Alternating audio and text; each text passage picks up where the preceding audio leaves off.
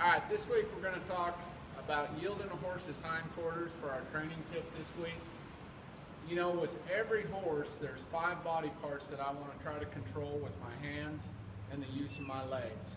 And that's the head, the neck, the shoulders, the rib cage, and the hindquarters.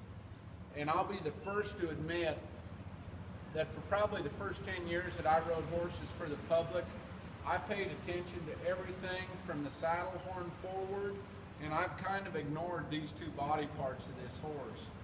But for the performance horse industry, trail riding, any timed event that you do with a horse, you need to be able to have control of this horse's rib cage and hindquarters. So I'm going to show you how I teach a horse to understand the response I'm looking for when I'm asking for a hindquarter yield. Okay, first of all, I'm going to have my hand in the lift position with a nice bend in my elbow. Okay?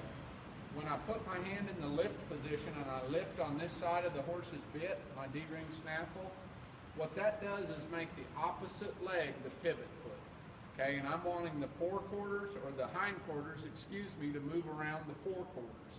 Okay, so that's the first thing I'm going to do.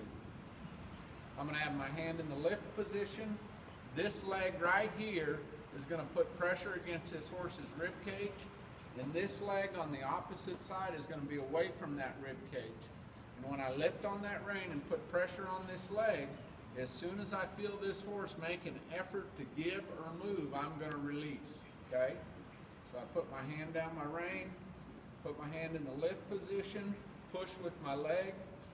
As soon as that horse makes an effort to yield those hindquarters, and when they yield those hindquarters, they're also going to soften in that rib cage, I release. Because when you release immediately, when they give you that effort, that's what tells the horse that's the response you're looking for.